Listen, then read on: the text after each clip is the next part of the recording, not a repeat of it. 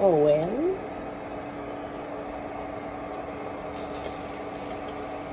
Garlic. Light brown lang dapat. Ganyang kulay lang.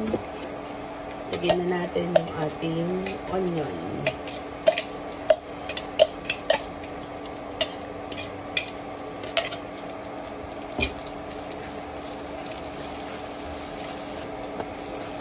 Once nagisa na yung onion at saka yung garlic, mag-a-add na tayo ng ating sauces.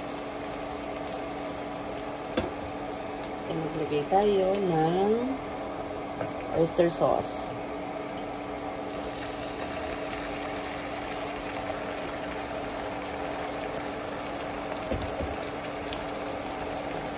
Then, banana ketchup.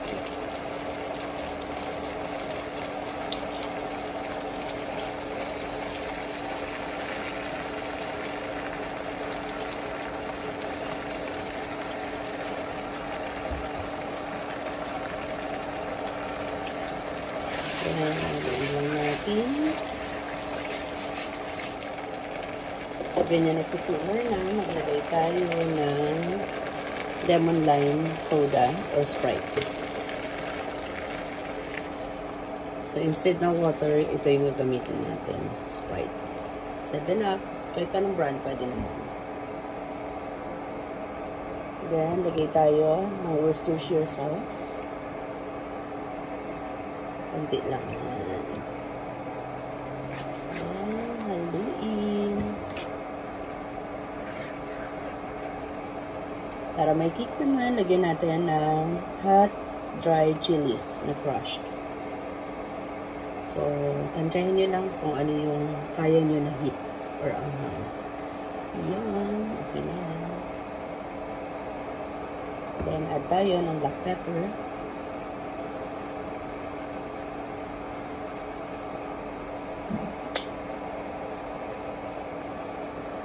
Then, add ng about 2 tablespoons lang na brown sugar. Okay. Ating hipon, hindi pa ito luto. Hindi pa natin hilalabos. Yung sauce, yung magluluto doon sa ating hipon. So, lagyan na natin. And, ihalo doon sa sauce yung ating prawns.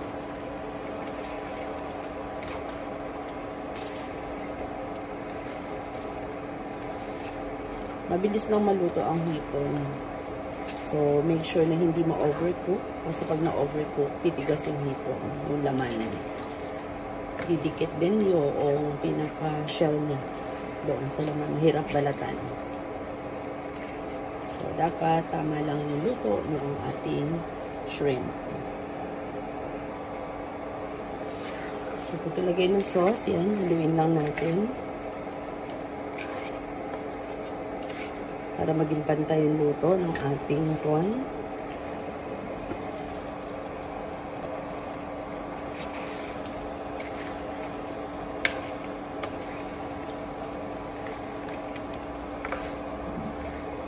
So, occasionally, nahalo natin para pantay yung luto. Yan. Sakto na yung luto ng ating prawns. So, as you can see, medyo malabnaw yung sauce na. So, ang gagawin natin, lalagyan natin ng cornstarch slurry.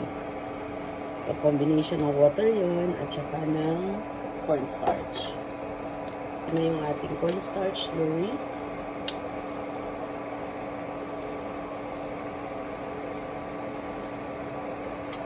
Ito muna ilagay natin. Kulang pa yung pampalapot. Dagdagan natin.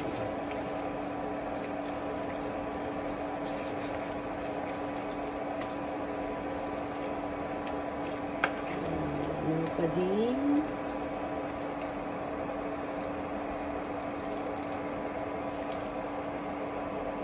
So, let's add a bit more. Lagyan natin lang. Okay.